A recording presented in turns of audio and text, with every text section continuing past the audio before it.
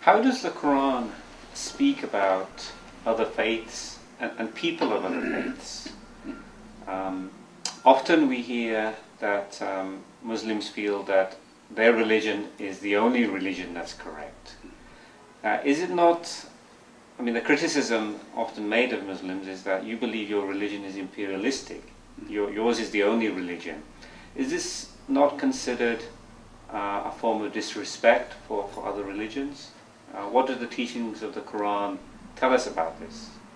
I think the confusion that some people, even some Muslims, have in interpreting the Quran, that there is Islam with a small I and there is Islam with capital I.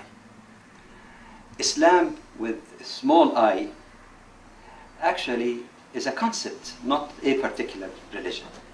It's a core religion of all of the prophets.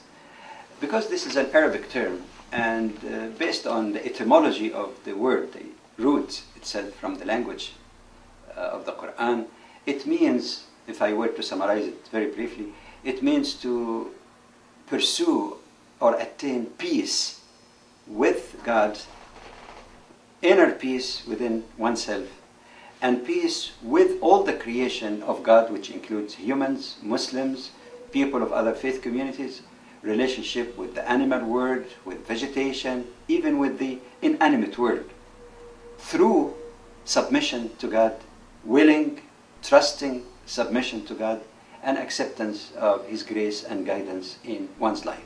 This is based on the etymology, just the literal root of the meaning of Islam itself. If this is the definition, then my question here is this: which prophet taught anything contrary to that? To me, none. If you look and examine the message of all of the previous prophets in various scriptures, it is basically that: how to relate to God, to achieve inner peace within yourself, peace with the creation of God, to live in harmony with God and the universe that He created, so as to achieve felicity in this life and happiness also in the life to come. So in that sense, some verses in the Quran which says only Islam is the acceptable way of life in the mind or in the judgment of God.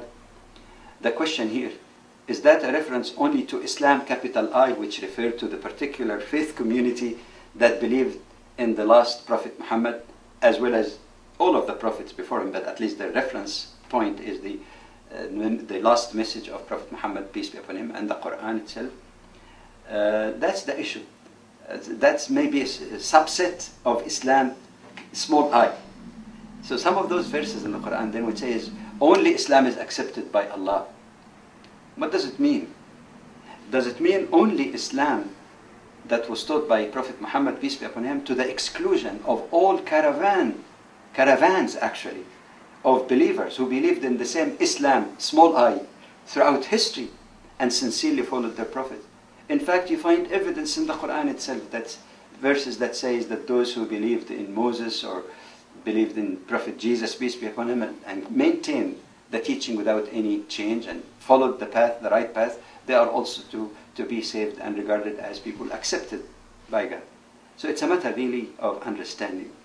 But now, when you're saying that Muslims believe that their faith is correct, well, they would not be sincere. They would be hypocrites if they follow a faith that they don't believe is correct. The same privilege we find is practiced by all people of other faith communities. The Jews feel that their faith is right. Christians believe so. It's a matter of privilege of a human being to choose based on what appeals to their heart and their minds and really affect their lives in a positive way. So a Muslim is not taught, as some people may think, or some extremists might think, that Islam is the only religion that means cancellation of the other. Many, many verses in the Quran deal with how to relate kindly and justly with other faith communities, not only Jews and Christians, with all others, leaving the matter of judgment, of theological correctness to God. Many verses in the Quran and in the teaching of the Prophet speaks about the rights and entitlements of non-Muslims, irrespective of difference of faith. So this is something that a person believes in, but not to the point of excluding the others. And if you take Islam, of course, in the generic sense, only Islam is correct, meaning only worship of God, believing in Him, which is the message, the core message of all of the prophets. Okay, thank you.